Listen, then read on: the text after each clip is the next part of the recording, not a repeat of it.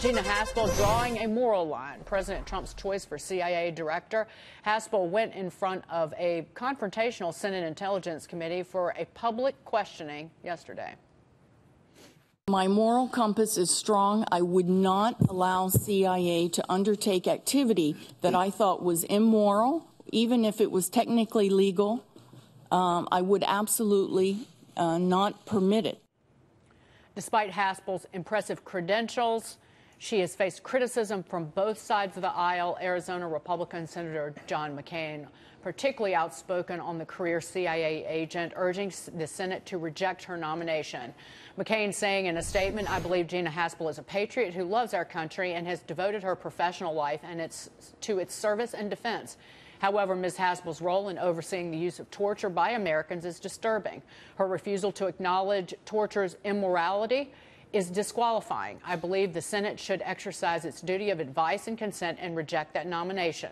Joining me now is Medal of Honor recipient Dakota Meyer. Dakota, I know that you saw a lot of the hearing yesterday. What do you make of how she was grilled and what Senator McCain had to say? I mean, look, I think it says a lot that I didn't see that they asked really any questions about anything about national security or about her role of what she was going to do. I mean, they're just so focused on these torture techniques that she's already said didn't work, right? I mean, blaming her for waterboarding would be like blaming the troops for invading Iraq. I mean, she had no role in the policy. I mean, she had no role in implementing it. She was doing her job. And, I mean, she's looking back on it. You can armchair quarterback it all day. But what it tells me is that this is the Democrats. Instead of looking at her qualifications, it's them saying, look, we just don't want her because, this is Trump's pick. Speaking of that... No, I was just going to say, she did say that it was a mistake and that the CIA was ill-prepared to run this program, but in a written response in advance of the confirmation hearing, she admits the program produced valuable intelligence. Now, a view that it's at odds with many people, but certainly not at odds with somebody like Rob O'Neill, who was part of the takedown of Osama bin Laden. I mean, look, we keep talking about it's all about the moral compass, they kept saying, right? Your moral compass. I mean, here's what I tell you. Look, SEER school is a lot harder than waterboarding. I mean, at waterboarding Khalid Sheikh Mohammed, I mean, the people who were the masterminds behind 9/11, we're talking about moral compasses. Where's the moral compasses for the people that had to jump out the windows in 9/11? James, what bothered me so much is that this woman, these senators, she's been the deputy director of the CIA, for the last 15 months. Her career is well known. She's worked at the CIA for 33 years. These senators know who this woman is. These senators, this was them showboating, period. They didn't ask, for the most part, didn't ask her North Korea, Russia, Iran nuclear deal, anything, like you said, Dakota, about national security.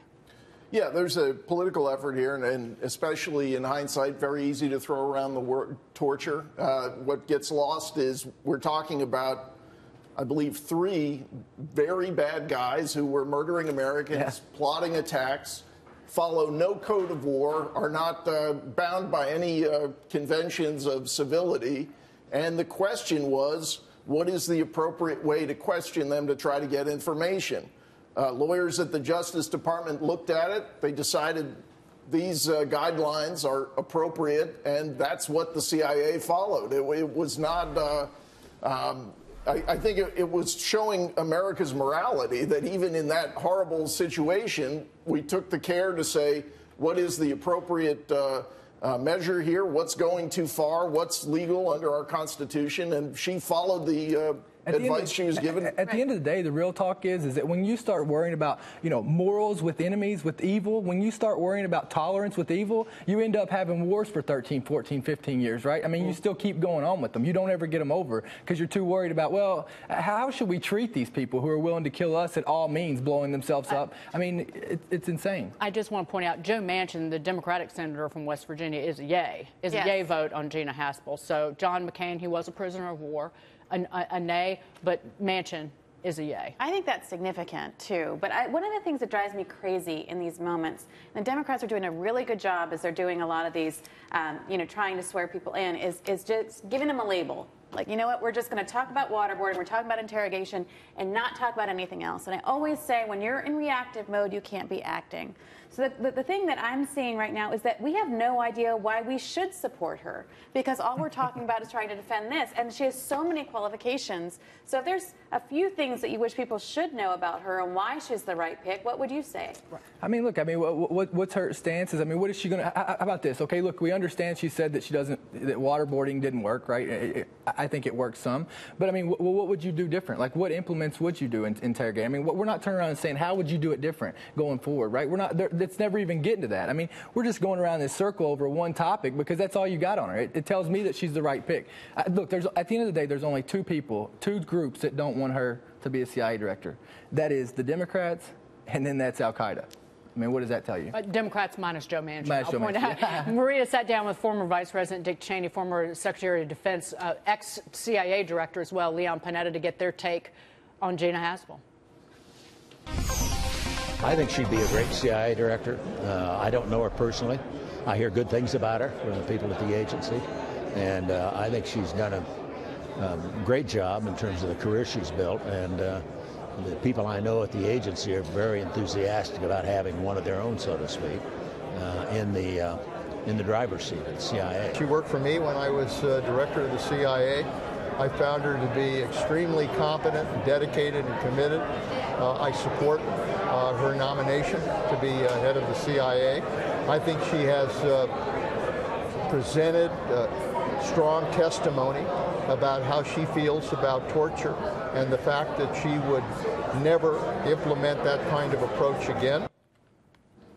Again, Dakota, I'm going to give you final word on this. She said, the president has selected me to give him advice.